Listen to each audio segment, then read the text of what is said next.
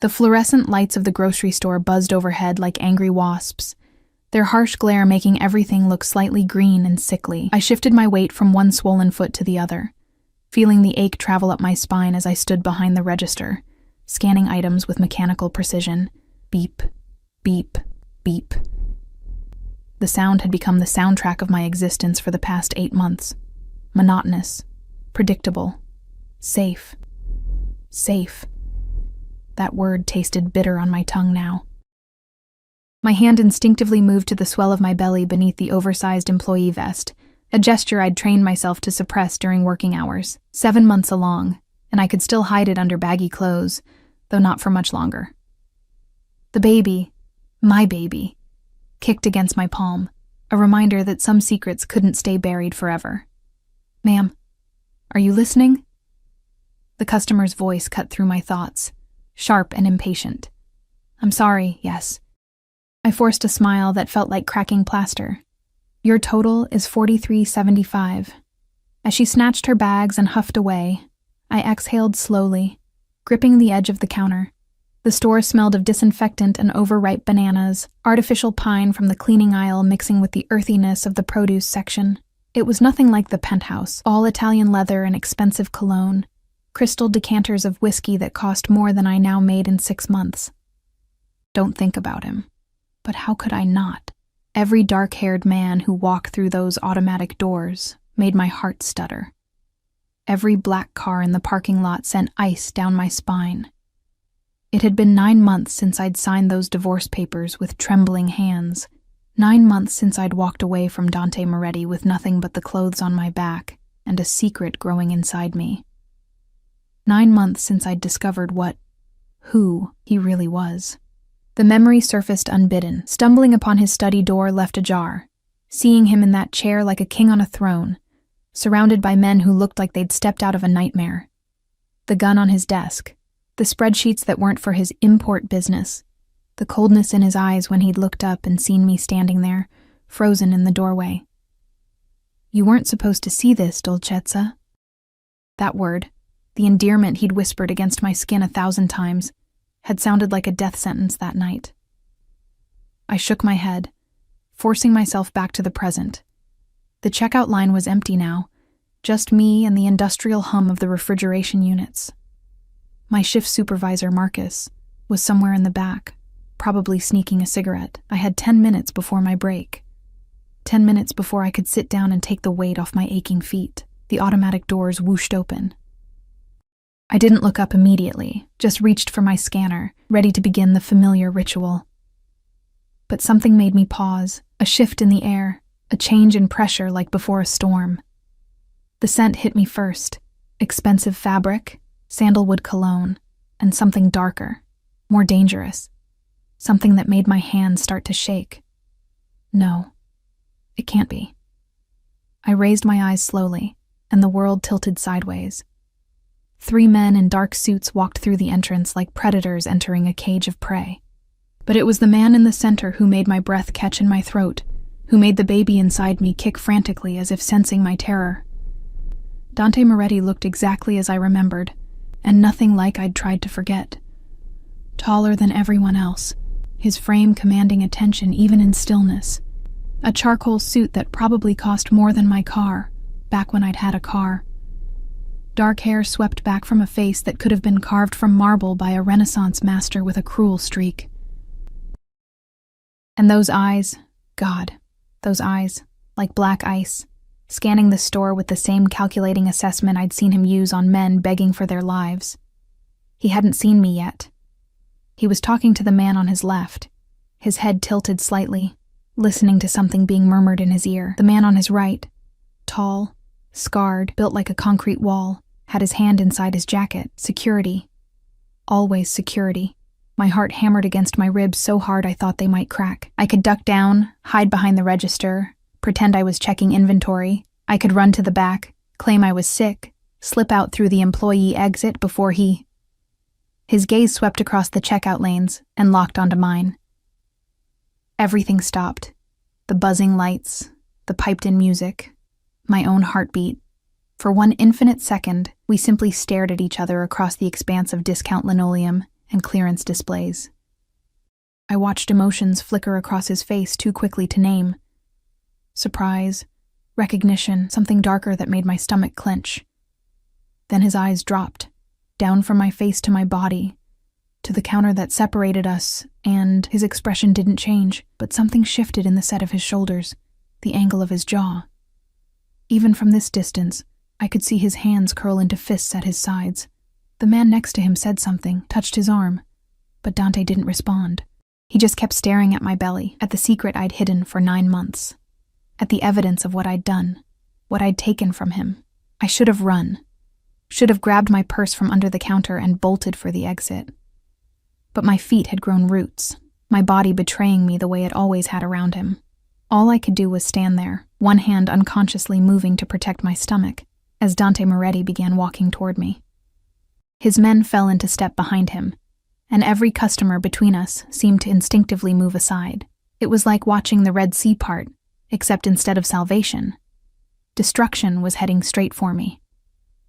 His footsteps were silent, expensive Italian leather on cheap tile, but I could feel each one like an earthquake tremor. He stopped at my register. Up close, I could see the details I'd tried to forget. The small scar above his left eyebrow from a childhood fight, the way his jaw tightened when he was controlling his temper, the gold signet ring on his right hand that bore his family crest. The same ring that had left indentations on my skin when he'd held my face and kissed me like I was oxygen and he was drowning. Isabel. His voice was exactly as I remembered. Smooth as aged whiskey, with an edge that could cut glass, not a question. Just my name, spoken like an accusation, a prayer, a curse. I opened my mouth, but no sound came out. What could I possibly say? Surprise? You're going to be a father? Sorry I didn't mention I was carrying your child when I left you. Please don't kill me. The man with the scar moved closer, his hand still inside his jacket. Dante raised one finger, just one, and the man froze. That tiny gesture, that absolute authority, reminded me of everything I'd run from. The power, the violence. The world where a single gesture could mean the difference between life and death. When?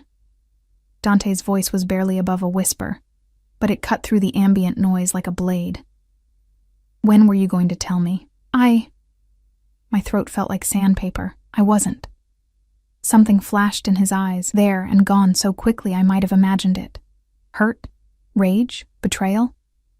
But when he spoke again, his voice was even colder, more controlled. How far along? That's none of your... How far along, Isabel? He leaned forward slightly, and I caught that scent again. Sandalwood and danger and memories of silk sheets and champagne at 3 a.m, because unless I'm mistaken about basic biology, that child is mine. The baby kicked hard, as if in agreement. I pressed my hand against the movement, and I saw Dante's eyes track the gesture, saw his jaw clench even tighter. 7 months, I whispered.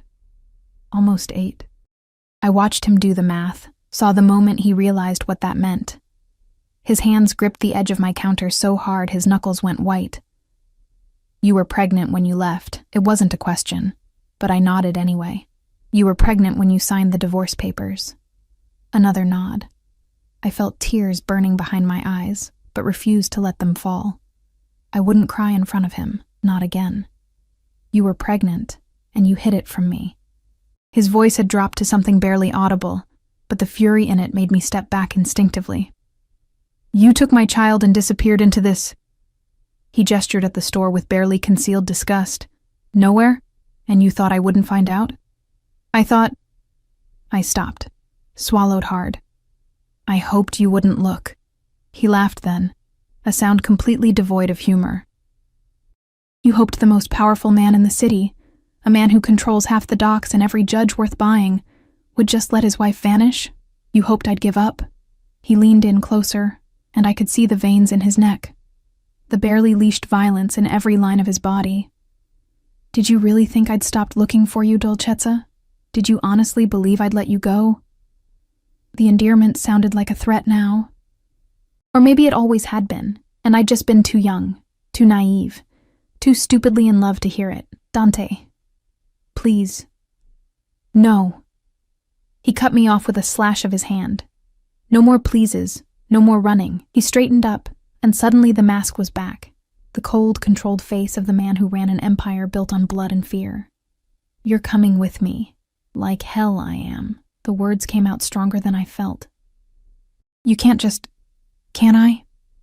He raised an eyebrow, and with another small gesture, his men moved to flank the checkout lane. "Do you want to make a scene, Isabel? Here, in front of all these people?" His eyes swept the store, and I realized with growing horror that everyone was watching us. "Do you want me to explain to your manager why you're leaving? I'm sure Marcus would be very interested to know who you really are." My blood turned to ice. "How do you know?" "I know everything about your life for the past 9 months. His smile was razor sharp. The studio apartment in the bad part of town. The second job at the diner on weekends. The prenatal appointments at the free clinic. Each revelation was a dagger." "Did you really think I wouldn't have people watching? Waiting? I was giving you space, time to come to your senses, but this..." His eyes dropped to my belly again. "Changes everything. I won't go with you." But even as I said it, I knew it was a lie. We both did. "Yes, you will." He reached into his jacket, slowly, deliberately, and pulled out his phone. "You'll come willingly, or I'll make one call and have every exit blocked, every cop in this district in my pocket surrounding this building. And then what? They'll arrest you for shoplifting, maybe. Or fraud. I'm creative, Dolcezza. I can make anything stick long enough to get what I want. You're threatening me. I'm promising you." He slid the phone back into his jacket. "You have 10 seconds to decide. Come with me now, or I make that call and you spend the night in county lockup.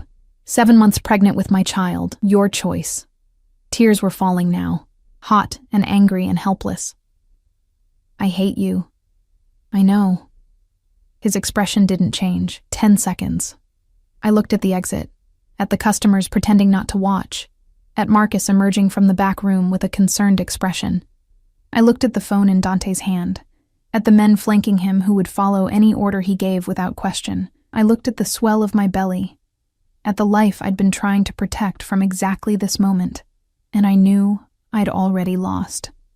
Fine. The word tasted like ashes. "Let me get my purse. Marco will retrieve it." Dante gestured, and the scarred man moved behind the counter with practiced efficiency. "You're not leaving my sight again." As Marco handed me my worn canvas bag, so pathetic next to their designer everything, Dante placed a hand on the small of my back. The touch burned through my thin shirt like a brand. He guided me toward the exit with the same possessive certainty he'd once used to guide me through charity galas and business dinners, when I'd thought I was his wife instead of his prisoner. The automatic doors opened, and the cold evening air hit my face. In the parking lot sat a black Mercedes, windows tinted, engine running. Another man in a suit stood by the passenger door, waiting. "After you," Dante murmured in my ear, his breath warm against my skin.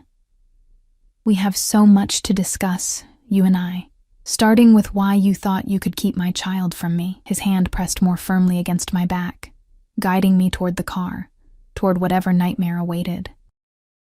And as I slid into the leather interior that smelled of money and power and everything I'd tried to escape, I realized the truth with crystalline clarity.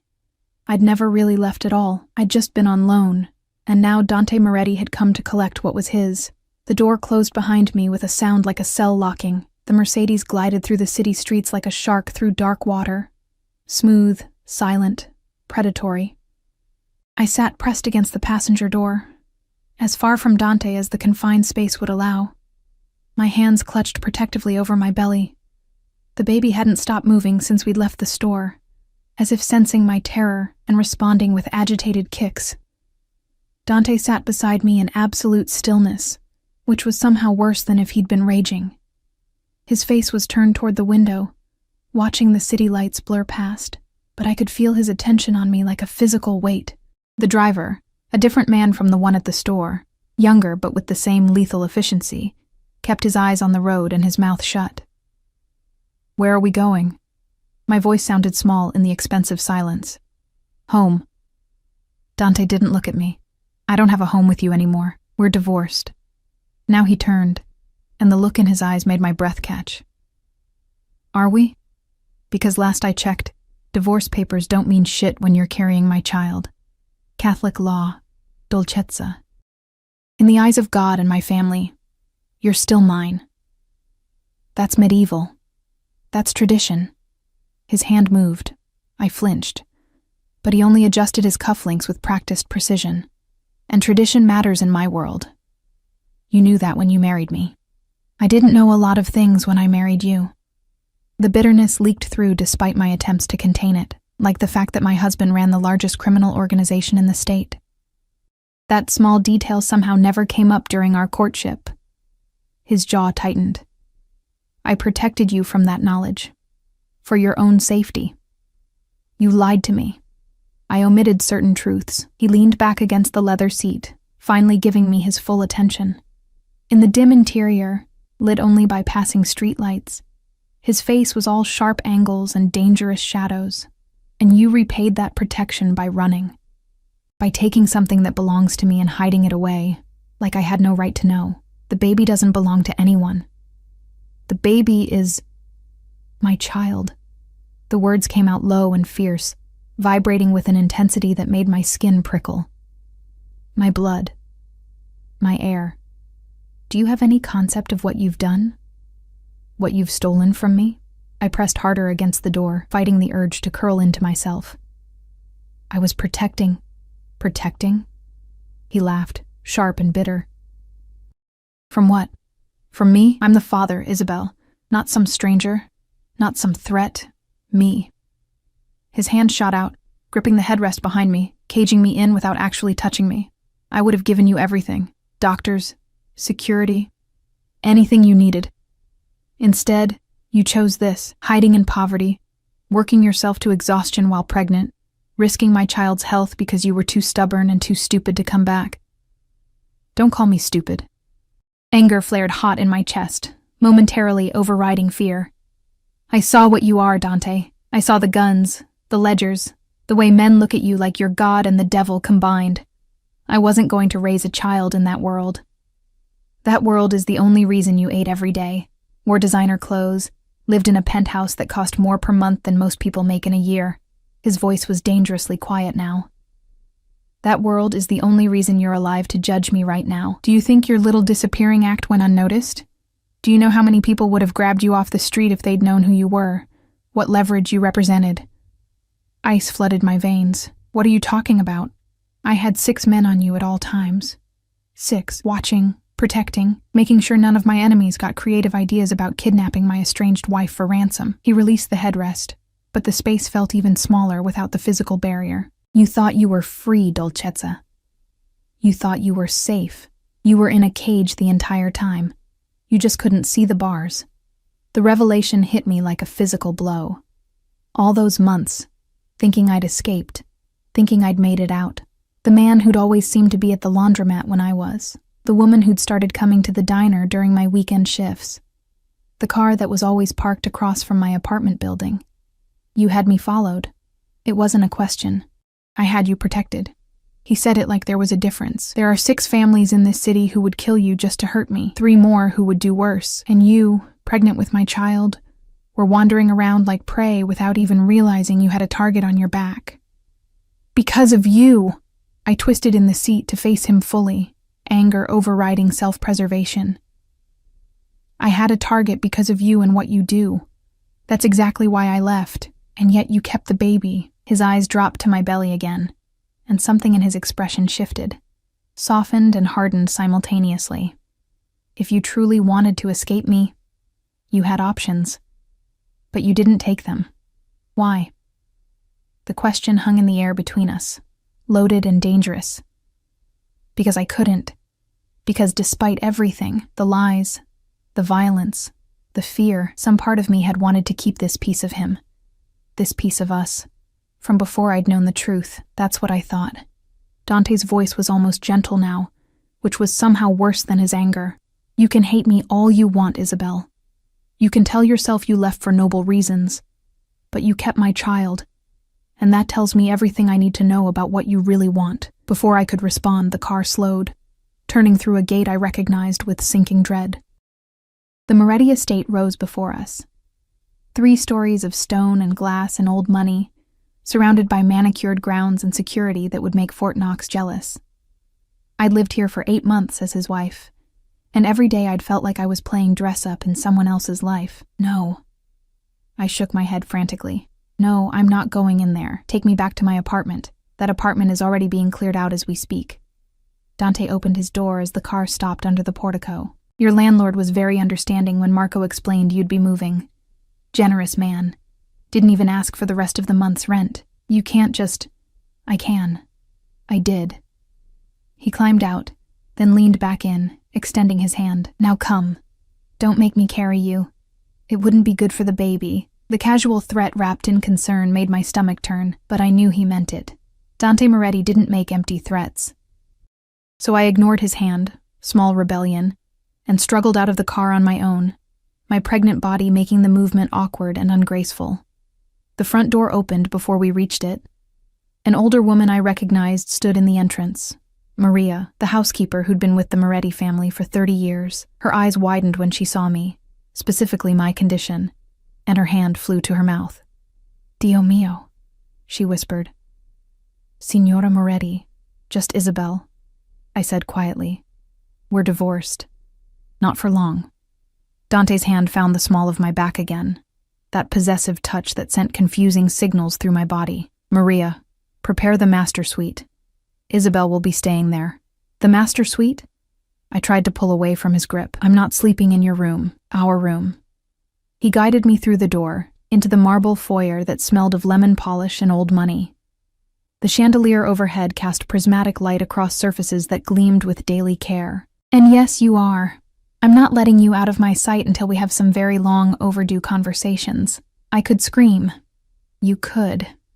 He closed the door behind us with a soft click that sounded final. But Maria has worked for my family since before I was born. The guards outside are loyal unto death, and the nearest neighbor is 3 acres away behind stone walls. So scream if it makes you feel better, Dolcezza. No one will come. The casualness of it, the absolute certainty in his voice, drove home the reality of my situation more than any threat could have. I was in his domain now, surrounded by his people, trapped as effectively as if he'd literally locked me in a cell. I need to sit down. It wasn't a lie. My feet were screaming, my back was on fire, and the baby was doing acrobatics against my ribs. Immediately, Dante's demeanor changed. His hand moved to my elbow, supporting weight, his other hand hovering near my back. The sitting room. Maria, bring water and something light to eat. She looks pale. I'm fine, I protested, but let him guide me anyway, because the alternative was collapsing on his expensive marble floor. The sitting room hadn't changed, still decorated in rich burgundies and golds, still smelling faintly of the cigars his father used to smoke before his death 3 years ago. Dante settled me onto the leather sofa with surprising gentleness, even grabbing a pillow to place behind my back without being asked. When did you last eat? He crouched in front of me, and this close I could see the fine lines around his eyes that hadn't been there 9 months ago, the shadow of exhaustion beneath them. I had lunch. What lunch? A sandwich. From the vending machine at work. Something flickered across his face. Anger, disgust, pain. I couldn't tell. A vending machine sandwich, while carrying my child, Cristo.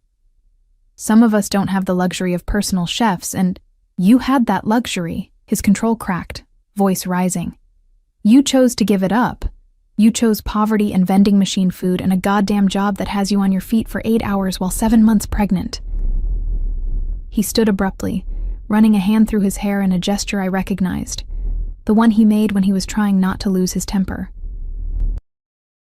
Do you have any idea what it's been like, watching you through reports, knowing you were struggling, knowing you were in danger, and not being able to intervene because you'd just run farther? I stared at him. This man who I'd loved and feared in equal measure, who looked like he'd aged years and months. You could have just let me go. No. He met my eyes, and what I saw there made my breath catch. I really couldn't. Maria arrived with a tray, water, crackers, fruit, cheese. Real food, not the instant ramen that had become my dinner staple. My stomach growled traitorously. Eat. Dante gestured to the spread. We'll talk after you've rested. I don't want to rest here. I want to go… Where? He cut me off. To that apartment that's already empty? To the store that's already called in a replacement? To the diner where I've already informed them you won't be returning? He pulled up a chair across from me, sitting with his elbows on his knees, hands clasped. You don't have anywhere to go, Isabel. You have no money. I have savings. In an account that's been frozen pending investigation of suspected fraud. His expression didn't change. A call I made 30 minutes ago, along with alerting your bank that your debit card was possibly stolen and should be deactivated. The room tilted. You're cutting me off from my own money? I'm ensuring you can't run again. He said it matter-of-factly, like he was discussing the weather. I'm ensuring that you and my child stay exactly where you belong. Here, where you can be protected and provided for. This is kidnapping. This is marriage. Or did you forget the part where you vowed to honor and obey? A slight smile curved his lips, cruel and cold. I remember every word, Dolcezza. Every promise you made at that altar. For better or worse, in sickness and health, till death do us part. You may have filed some papers, but those vows, those were made before God. And in my world, that means something. I grabbed a piece of cheese with shaking hands, partly because I was starving, and partly because I needed something to do besides scream. The baby kicked, and I saw Dante's eyes track the movement beneath my shirt. Can I… He hesitated, and for the first time since seeing me at the store, he looked uncertain. Can I feel it? Absolutely not. The rejection clearly stung, but he nodded tightly. Fine. But understand this, Isabel. That baby is mine. Half mine, at least. And I will be part of its life whether you like it or not. You can cooperate, and we can figure out how to make this work. Or you can fight me, and I will use every resource at my disposal to ensure I get what I want. He leaned forward, and I always get what I want. Even if it means making me a prisoner. Even then. No hesitation, no shame. Though I prefer to think of it as protective custody, for your own good.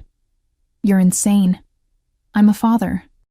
His hand moved like he might reach for my belly, but stopped halfway. Or I will be. And no child of mine will be born in poverty, because its mother is too proud to accept help. Maria returned with more food. Soup now, something that smelled rich and homemade. My stomach growled again, louder this time. Dante gestured for her to set it down, never taking his eyes off me. Eat. Rest. We'll discuss the details tomorrow. He stood, buttoning his suit jacket. But make no mistake, you're not leaving this house until after the baby is born. Maybe not even then. That depends entirely on how well you behave. And if I don't behave, I couldn't help asking, even though I wasn't sure I wanted the answer. His smile was slow, dangerous, and entirely too intimate. Then I'll have to find creative ways to ensure your cooperation. I can be very persuasive when properly motivated, Dolcezza. I seem to remember you discovering that on our honeymoon. Heat flooded my cheeks, anger and something I refused to name. Go to hell. I'll see you there. He moved toward the door, then paused. Oh, and Isabel, in case you're planning some dramatic escape attempt, don't. Every window is monitored. Every door is locked from the outside. The guards have strict instructions not to let you leave under any circumstances. This house is a fortress, and you, my dear wife, are the most precious thing inside it. He left me alone with my soup, my terror, and the growing realization that I'd just walked willingly into a prison of silk and stone, and the man who'd locked me inside still wore my wedding ring. I woke to sunlight streaming through curtains I didn't recognize, in a bed that felt like sleeping on a cloud, wrapped in sheets that probably cost more than my monthly rent. For one blissful moment, I forgot where I was. Then the baby kicked, my back protested, and reality came crashing back. The master suite. Dante's room. Our room, he'd called it, like the past 9 months had never happened. I sat up slowly, taking inventory. Someone, Maria probably, had changed me into a silk nightgown while I'd slept. My work clothes were gone, replaced by a wardrobe I hadn't authorized. The realization made my skin crawl. How deeply had I been sleeping that I hadn't noticed being undressed?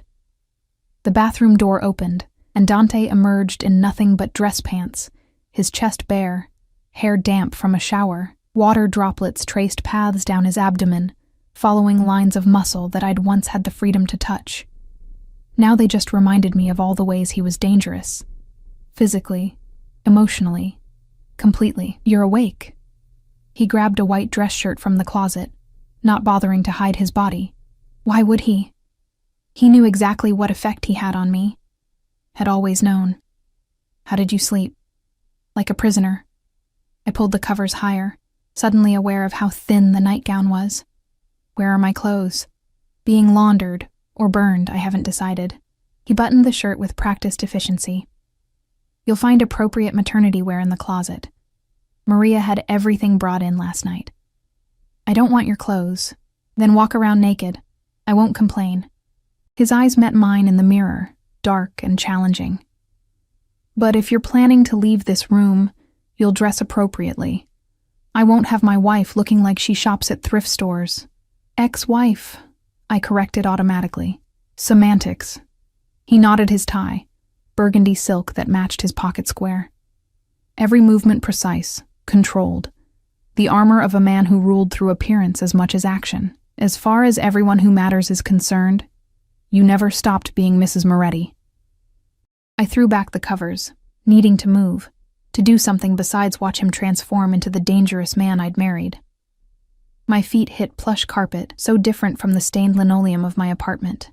The baby shifted, pressing against my bladder with uncomfortable insistence. "Bathroom's free." Dante gestured without turning. "Prenatal vitamins are in the medicine cabinet. Take them."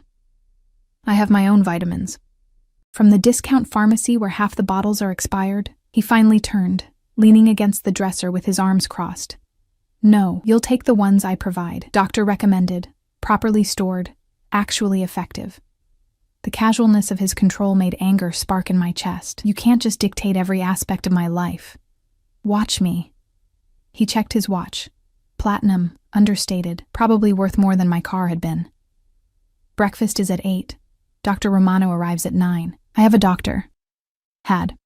Past tense. He moved toward the door. "Dr. Romano is the best obstetrician in the state. She'll be handling your care from now on, including a full examination to make sure 9 months of poverty haven't damaged my child." "Our child," I snapped. "And I've been taking care of myself just fine." He paused at the door, hand on the knob, and looked back at me. Really looked, taking in my swollen ankles, the dark circles under my eyes that no amount of sleep could erase, the way I instinctively held my belly like it might protect me from him. "Have you?" His voice was quiet, almost gentle. "Because from where I'm standing, you look exhausted, underweight except for the pregnancy, and about 2 missed meals away from collapsing. So forgive me if I don't trust your judgment on what constitutes taking care of yourself." The words hit harder because they were true. I'd been surviving, not living. Working 2 jobs, eating whatever was cheapest, skipping prenatal appointments I couldn't afford. Telling myself it was worth it because at least we were free. I was doing the best I could, I know. And there it was again. That flash of something softer beneath the steel. That's what makes this so fucking infuriating. You were suffering when you didn't have to. You chose pride over comfort, fear over safety, and made both of us miserable in the process. Both of us? I laughed bitterly. You seemed perfectly fine, still running your empire, still living in luxury. Do I look fine to you? He stepped back into the room, and I saw it then. The weight loss beneath the expensive suit, the tension in his shoulders, the way his jaw was constantly clenched. "I haven't slept more than 3 hours a night since you left. I've torn this city apart looking for a ghost. And every day I got reports about you struggling, suffering, putting yourself in danger. And I had to watch from a distance because the moment I got too close, you'd bolt. So this is my fault? You stalking me is my fault? It's called protecting what's mine." The control finally cracked, his voice rising. "You're carrying my child, Isabel, my heir, the future of everything I've built. Did you really think I'd just let you wander around unprotected? Let you work yourself to death in some discount store while my enemies circled? I didn't ask for your protection. You didn't have to. He closed the distance between us in 3 strides, and suddenly he was there, towering over me, radiating fury and something darker. The moment you married me, you became a target. The moment you got pregnant, that target tripled in size. You don't get to opt out of protection just because you're angry about how I make my money. It's not about the money. My voice dropped to a whisper. It's about the violence, the death. The fact that I watched you order someone killed like you were ordering coffee. His expression shuddered. You don't know what you saw. I saw enough. The memory surfaced, standing in that doorway, watching him speak quietly into his phone, while a man knelt before him, begging. The way Dante had looked bored, almost.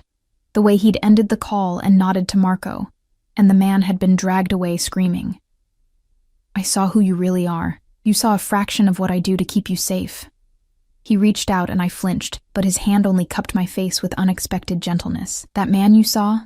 He'd been skimming from the docks, planning to sell information about my operation to the Salvatores.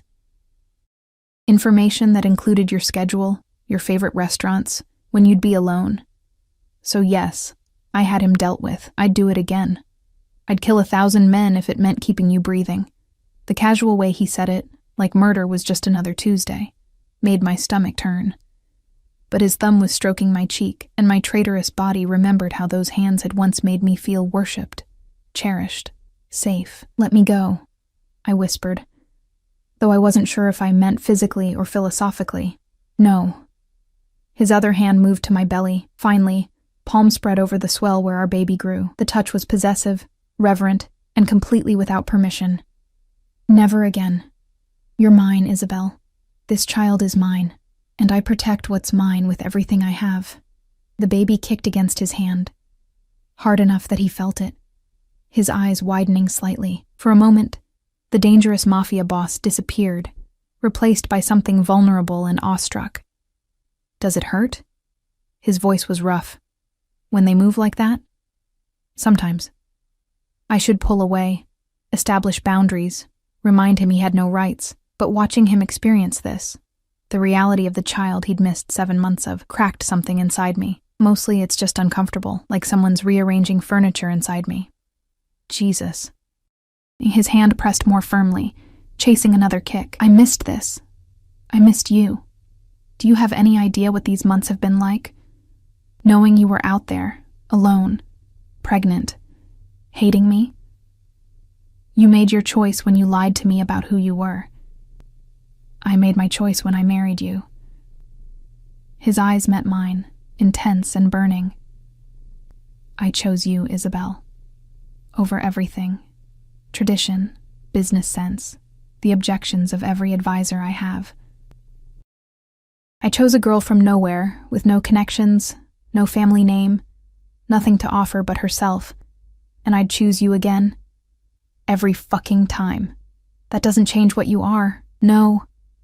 He released me, stepping back, and I hated the immediate sense of loss. It doesn't. I'm a criminal. I hurt people.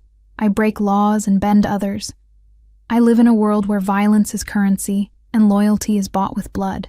That's the truth, and I won't apologize for it. Then we have nothing else to say. We have plenty to say. He moved back toward the door, buttoning his suit jacket, starting with the fact that you're stuck here whether you like it or not. You can rage. You can refuse to speak to me. You can maintain this martyred anger. But you will be safe. You will be fed. You will have the best medical care available.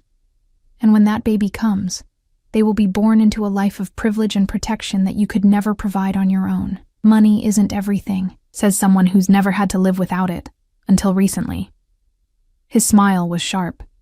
Tell me, Dolcezza, did poverty feel noble? Did struggling to pay rent while pregnant feel like moral superiority? Or did it just feel like suffering? I had no answer that wouldn't prove his point. Breakfast. 8 o'clock. Don't make me send someone to fetch you. He opened the door, then paused. And Isabel. The house is surrounded by guards. The gate is locked. Every phone is monitored. So if you're planning some dramatic escape, save your energy. You're not going anywhere until I say so. He left. The door closing with a soft click that sounded like a coffin lid. I sank onto the bed, hands on my belly, feeling the baby move beneath my palms. "I'm sorry," I whispered to the life inside me. "I'm so sorry. I thought I was protecting you, but maybe I just made everything worse." The baby kicked in response, agreement or protest, I couldn't tell. Through the window I could see the ground stretching toward the perimeter wall. Beautiful, manicured, and utterly imprisoning. Somewhere beyond that wall was the life I'd been building.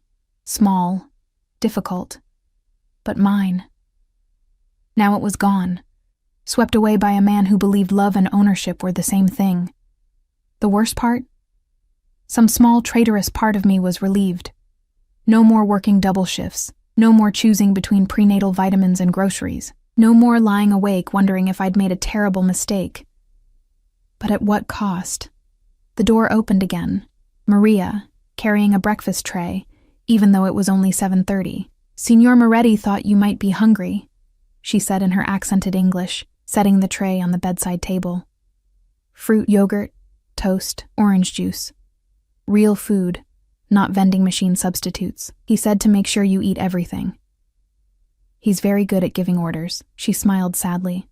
"He's very good at protecting what he loves, even when it looks like control."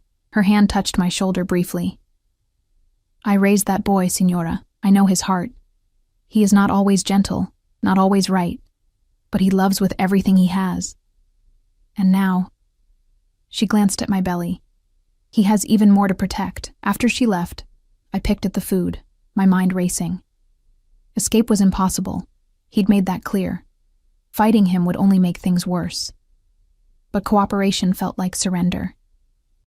The baby moved again, a rolling sensation that made my whole belly shift. "What am I supposed to do?" I asked the empty room. No answer came. Just birdsong from outside, and the distant sound of Dante's voice giving orders to someone downstairs, the king in his castle, and me in my gilded cage. Dr. Romano arrived exactly at 9. A woman in her 50s with kind eyes and an efficiency that suggested she'd dealt with difficult patients before. She set up in one of the guest rooms that had been converted into a temporary examination space, complete with an ultrasound machine that looked newer than anything at the free clinic. Dante stood in the corner throughout the entire examination, arms crossed, watching like a hawk. Every time Dr. Romano pressed on my belly or asked a question, his jaw would tighten. When she mentioned I was slightly underweight for this stage of pregnancy, I thought he might actually punch the wall. "It's not uncommon for women with high-stress situations," Dr. Romano said diplomatically, shooting Dante a look that suggested she knew exactly who he was and what he did. "With proper nutrition and rest, we should see improvement within a few weeks." "She'll have both," Dante said flatly. "Whatever she needs." "What I need is privacy," I muttered. But the ultrasound wand was already moving across my gel-covered stomach, and suddenly the room filled with a sound like galloping horses, the heartbeat. I'd heard it before, at the clinic, but this machine was different, clearer, stronger. Dr. Romano adjusted something, and the grainy image on the screen shifted, sharpened. There, impossibly small and impossibly real, was our baby. Arms, legs, the curve of a spine, the profile of a face. "Everything looks healthy," Dr. Romano said, smiling. "Good size, strong heartbeat, active. Would you like to know the sex?" "Yes." Dante's voice came from right behind me now. I hadn't heard him move, but his hand found my shoulder, gripping tight. "Tell us." Dr. Romano adjusted the wand again, angling for a better view. "Congratulations, you're having a boy." The world tilted sideways. A boy. A son. Dante's heir, in the most literal sense. A son. Dante's voice was rough with something I'd never heard before. Wonder, maybe, or fear. His hand moved from my shoulder to hover over the screen, not quite touching, like he might break the magic if he made contact. "My son. He's perfect," Dr. Romano continued, pointing out details. 10 fingers, 10 toes, the chambers of his heart pumping steadily. Due date looks to be about 8 weeks out, assuming your dates are correct. "They are," I whispered, unable to look away from the screen. 8 weeks. 2 months until this little person currently doing flips inside me would be out in the world. dependent on me for everything. On us, a traitorous voice whispered. Doctor. Romano finished up, giving me instructions that Dante immediately memorized. Supplements, diet recommendations, exercise limitations. When she mentioned I should avoid stress, I nearly laughed.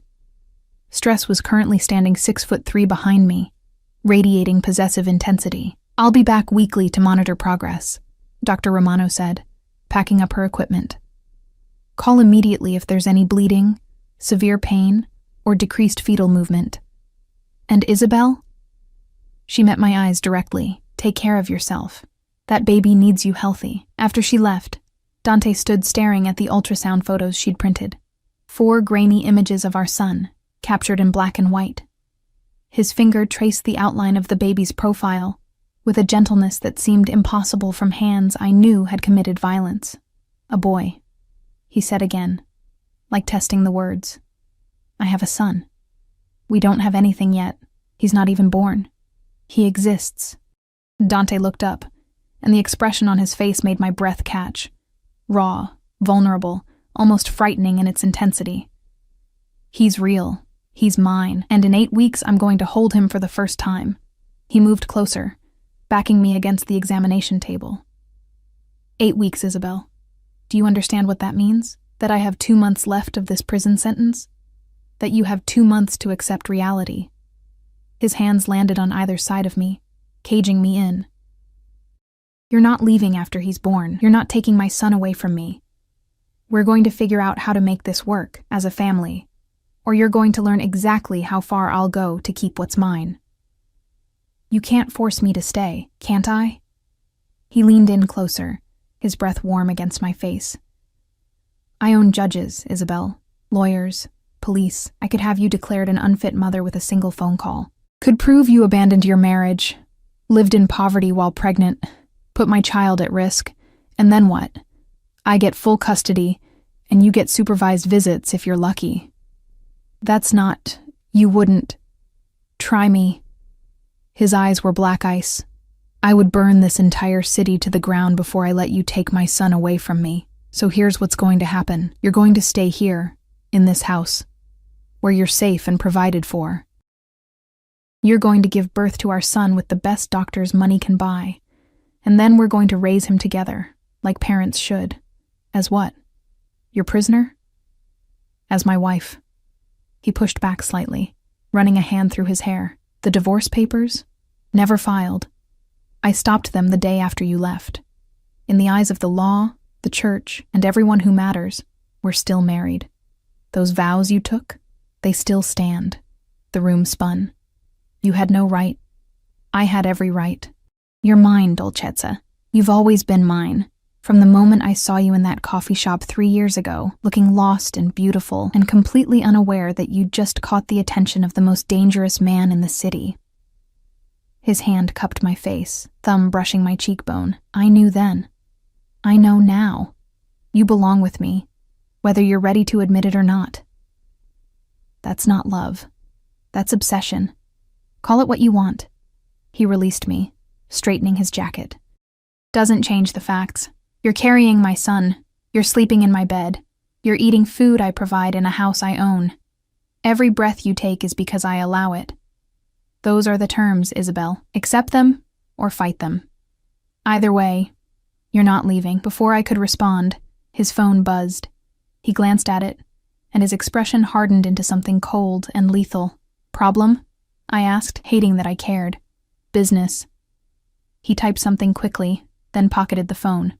Nothing you need to worry about. Is someone going to die? The words came out bitter. Should I prepare for another execution order? His eyes snapped to mine. That man you saw, the one who made you so afraid of me. Do you know what he was planning? He'd made a deal with the Salvatores to kidnap you. Had your schedule memorized, knew which days you'd be alone. The plan was to grab you, ransom you back to me, and if I didn't pay fast enough, start sending me pieces. Ice flooded my veins. You're lying. I wish I was. He moved to the window, staring out at the grounds. That's my world, Dolcezza. That's what I protect you from every single day. Men who see you as nothing but leverage. Families who would kill a pregnant woman just to hurt me. And you thought running away would keep you safe? You thought poverty was safer than protection? I thought anything was safer than being married to a monster. He flinched. Actually flinched. And I felt a flash of guilt that I immediately tried to suppress. Maybe I am a monster. His voice was quiet now. Maybe everything you think about me is true. But I'm a monster who keeps you alive, who keeps our son safe. And if that makes me the villain in your story, I can live with that. As long as you keep living. The sincerity in his voice, the exhaustion. It cracked something inside me. This man who terrified me, who'd imprisoned me, who claimed ownership like it was love, genuinely believed he was protecting me, believed the cage was kindness. I can't do this, I whispered. I can't pretend we're a happy family. I can't forget what you are. I'm not asking you to forget. He turned back to me. I'm asking you to understand. To see that everything I've done, every lie, every threat, every manipulation, has been to keep you safe, because losing you... He stopped, swallowed hard. When you left, it felt like dying, and I've been dying slowly for 9 months, watching you from a distance, unable to touch you, unable to protect you properly. So yes, I'm keeping you here. Yes, I'm controlling your life, but it's not because I want to hurt you. It's because I can't survive losing you again. The confession hung between us, raw and honest, and terrifying in its intensity. That's not healthy, I managed. Probably not. A ghost of a smile crossed his lips. But healthy went out the window the moment I decided to marry someone who wasn't part of this life, who couldn't understand the rules, who looked at me like I was human instead of a weapon. You're both. The words came out before I could stop them. That's the problem. You're human enough to love and weapon enough to destroy, and I never know which version I'm going to get. You get both. Always. He moved toward the door. Lunch is at noon. Maria's making your favorite, or what used to be your favorite. I don't know if pregnancy has changed your taste. It hasn't. Another admission I hadn't meant to give. I still like chicken parmesan, something softened in his expression. Good. Then you'll eat, rest, and stop looking at me like I'm going to murder you in your sleep. Whatever else I am, Isabel, I've never hurt you. And I never will. Except you are hurting me, right now. This. I gestured at the room, the house, the invisible bars of my cage, is hurting me. I know. And he did. I could see it in his eyes. But it's necessary hurt, the kind that keeps you alive, and I'd rather have you hate me and breathing than love me and dead. He left before I could respond, and I was alone again with my thoughts and the ultrasound photos scattered on the table. I picked one up, studying the tiny profile of my son. Our son. Dante's heir. The future of an empire built on blood and fear. I'm sorry, I whispered to the image. I tried to give you a different life. A normal life. But maybe normal was never in the cards for us. The house settled around me, expensive silence broken only by the distant sound of Dante's voice giving orders, running his kingdom from his throne room downstairs, and I stood in my tower, pregnant and imprisoned, wondering if there was any difference between protection and possession. Or if, in Dante Moretti's world, they'd always been the same thing.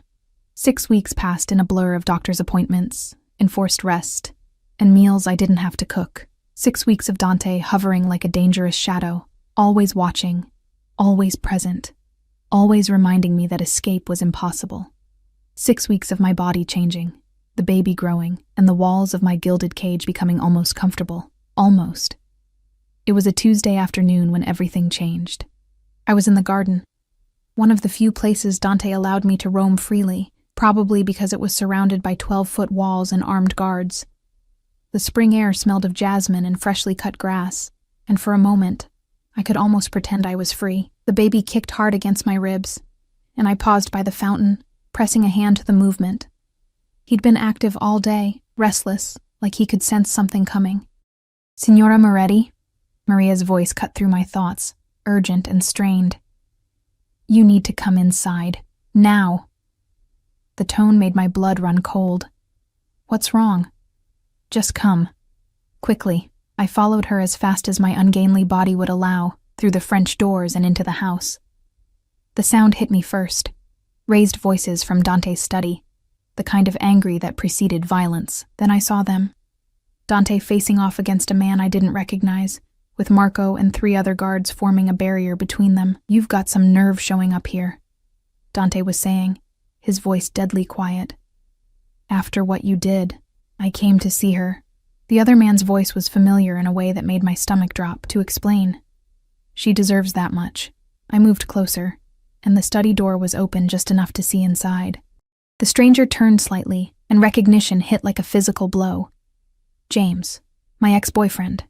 The one I'd left 2 years before meeting Dante, the one who'd emptied my bank account and disappeared. The one whose betrayal had left me vulnerable and alone, right up until a handsome businessman had bought me coffee and asked why someone so beautiful looked so sad. Isabel. James saw me, and his face flooded with relief. "Thank God. I need to talk to you. It's important." "You need to leave," I said, my voice shaking. "Now." "Not until you hear me out." He tried to move toward me, but Marco's hand went inside his jacket. James froze. "Please, just 5 minutes. It's about the baby." The world stopped spinning. "What about my baby?" The words came out fierce, protective, a mother's instinct overriding fear. "Not yours." James's eyes were desperate, darting between me and Dante. "Mine. Ours. From before." "Isabel, you were pregnant when you left me. Did you know? Did you—" "That's impossible." But even as I said it, I was doing math in my head, the timeline, the dates, the fact that I'd been with James right before we'd broken up. And then, no, this couldn't be happening. "You're lying," Dante said flatly, but something in his voice suggested he was already doing the same calculations. "That child is mine, is it?" James pulled out his phone, showing a photo, because I had my lawyer look into it. "Isabel left me 18 months ago. She married you a year ago, and she's 7.5 months pregnant now, which means, get out." Dante's voice was pure ice. "Get out of my house before I have you removed in pieces. I want a paternity test." James's desperation was palpable. "That's my son she's carrying, mine, and I have rights." "You have nothing." Dante moved so fast I barely saw it, grabbing James by the throat and slamming him against the wall. "You think you can walk in here into my home and make claims on my wife and child? You think I'll just hand them over because you've done some math?" "Dante, stop!" I was moving before I could think, grabbing his arm. "Let him go, please." The contact made him freeze. He turned his head, looking at me with eyes so dark and dangerous I almost stepped back. But I held firm, even as my heart hammered against my ribs. "Is it possible?" His voice was barely audible. "Tell me it's not possible." "I don't know." The admission tore out of me, the timeline. James and I were together right before we broke up. And then I met you a month later. I was so sure the baby was yours because we got married so quickly, and I didn't realize I was pregnant until— I couldn't finish. The look on Dante's face was destroying me. He released James, who slumped against the wall, gasping. "Get out. I'll deal with you later. I'm not leaving without Marco." Dante didn't raise his voice. "Remove him. Not permanently. Yet." Marco and another guard grabbed James, who struggled and shouted protests as they dragged him toward the door. His voice faded down the hallway, leaving silence in its wake. Dante stood with his back to me, shoulders rigid, hands clenched into fists. The air felt too thick to breathe. "Say something," I whispered. "What do you want me to say?" He still didn't turn. "That it doesn't matter? That I'll love this child regardless of whose DNA he carries? Because I can't. I can't say that when everything I've done for the past 6 weeks has been based on the certainty that he's mine. We don't know that he isn't, but we don't know that he is." Now he turned, and the pain in his eyes was worse than any anger could have been. "Jesus Christ, Isabel. Did you know? Have you known this whole time that there was a possibility?" "No." The word came out fierce. "I swear to God, I thought he was yours. James and I used protection, and the dates lined up with us. And I never even considered—" My voice broke. "I wouldn't have kept this from you. Not this. Like you didn't keep the pregnancy from me?" The bitterness in his voice cut deep. Like you didn't hide for 9 months, planning to raise my... He stopped, corrected himself. A child without me ever knowing? That was different. Was it? He moved to the window, staring out at the gardens where I'd been standing minutes ago. Or is this just another lie in a series of lies? Another betrayal dressed up as protection? I never lied about the paternity because I never questioned it. Tears were streaming down my face now. You're the one who made me fall in love with you. You're the one who married me, who didn't tell me you were a criminal until I stumbled onto the truth. You're the one who's kept me prisoner here for weeks. So don't you dare act like I'm the villain in this story. You're not the villain.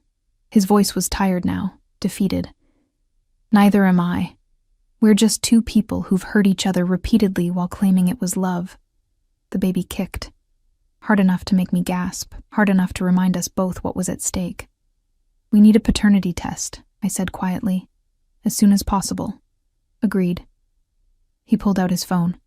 Doctor, Romano can do a prenatal test. Results in 48 hours. And if... I couldn't finish the question. If he's not mine? Dante's laugh was hollow. Then I've been playing house with another man's family. Threatening and controlling and obsessing over a child that has nothing to do with me. But if he is yours, then nothing changes. He met my eyes across the room. Except now I know that even biology isn't certain. That even the most fundamental thing I believed about this situation might be a lie. Dr. Romano came that evening, professional and discreet. The amniocentesis was quick but uncomfortable, a long needle extracting amniotic fluid while Dante watched with an expression carved from stone. She promised results as soon as possible, then left us in the suffocating silence of uncertainty. The next 48 hours were torture. Dante threw himself into work, disappearing into his study for hours at a time. I wandered the house like a ghost, unable to eat, unable to sleep, unable to do anything but wait and wonder and pray. What if James was the father? What if this entire nightmare had been for nothing? What if Dante threw me out and I ended up back with a man who'd betrayed me once already? What if... The phone call came on Thursday afternoon.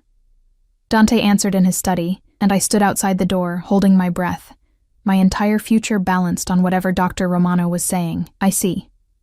Dante's voice was carefully neutral. Thank you, doctor. Yes, I understand. Silence. Then footsteps. The door opened and he stood there looking at me with an expression I couldn't read. Well, I couldn't take the suspense. What did she say? He's mine. The words came out rough, raw. 99.9% certainty. The baby is mine. Relief crashed over me so hard my knees nearly buckled. Thank God. Oh, thank God. Yeah, but he didn't sound relieved. He sounded exhausted. Guess that means we're stuck with each other after all. Dante, I need you to understand something. He stepped closer, and I saw the vulnerability beneath his usual armor. For 2 days, I've been preparing myself to let you go. To accept that I had no claim on you or this child, that everything I'd done was for nothing. And it was the worst 2 days of my life, even worse than when you left. I'm sorry. I'm so sorry, I didn't know. Stop apologizing. His hands cupped my face, thumbs brushing away tears I hadn't realized were falling. This isn't your fault. It's just life. Messy and complicated and never what we expect. He leaned his forehead against mine. But he's mine. Ours. And that changes everything. Does it? I searched his eyes. Because you're still a criminal. I'm still terrified of your world. Those things haven't changed. No. He agreed. They haven't, but maybe we can find a middle ground. Maybe I can be less controlling, and you can be less afraid. Maybe we can figure out how to be parents without it being a war. I don't know if that's possible. Neither do I. His smile was sad, but I'm willing to try. For him. For us. For whatever future we might have if we stop fighting long enough to build it. The baby kicked between us, a reminder of the tiny person who'd brought us back together whether we wanted it or not. What about James? I had to ask. James is being strongly encouraged to leave the state and forget he ever knew you. Dante's voice hardened. He's lucky I got the test results before I decided to make his disappearance permanent. Dante, I'm joking. Mostly. He kissed my forehead. He's alive and will stay that way as long as he stays away from my family. That's the best I can offer. My family. The words settled between us, terrifying and hopeful in equal measure. I can't promise I'll ever be comfortable with what you do, I said quietly. And I can't promise I'll stop. He pulled back slightly. But I can promise that I'll keep you and our son safe. That I'll try to be better, less controlling, more honest. That I'll give you reasons to stay that aren't threats or prisons. That's a start. It'll have to be enough. His hand moved to my belly, and this time I didn't pull away, because in about 6 weeks we're going to be parents. Ready or not. I'm not ready. Neither am I. He smiled. A real smile this time, warm and genuine. But we'll figure it out. Together. The baby came 5 weeks later, at 3 a.m, with Dante pacing the hospital room like a caged animal, while I cursed his entire bloodline between contractions. Doctor.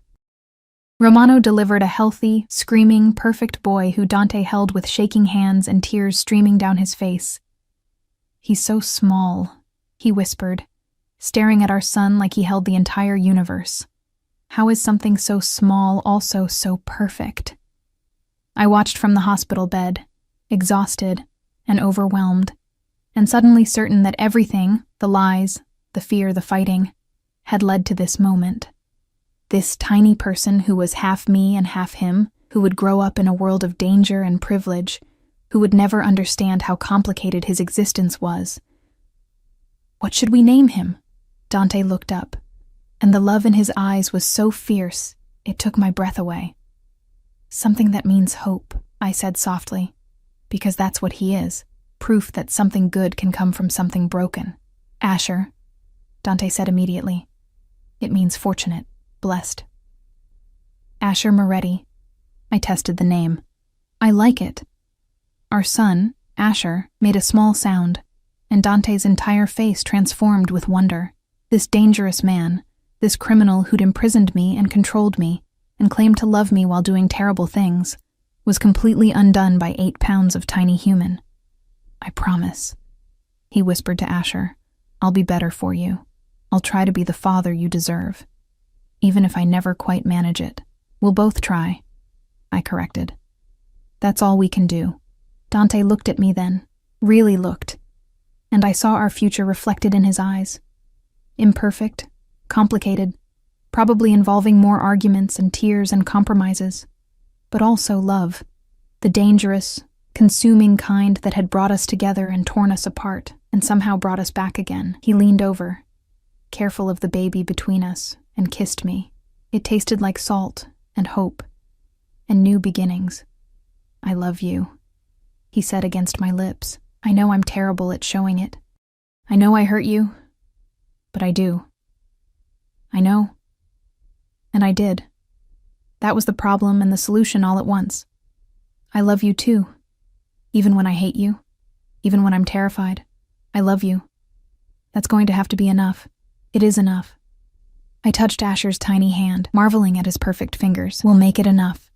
And in that hospital room, with dawn breaking outside and our son sleeping between us, I chose to believe it. Chose to believe that love could exist alongside fear, that protection didn't always have to mean possession, that we could build something real from the wreckage of everything we'd broken. It wouldn't be easy. Nothing with Dante Moretti ever was. But as he sat beside my bed, holding our son, and looking at me like I was the only thing in the world worth protecting, I thought maybe, just maybe, we had a chance. And sometimes, a chance is all you need.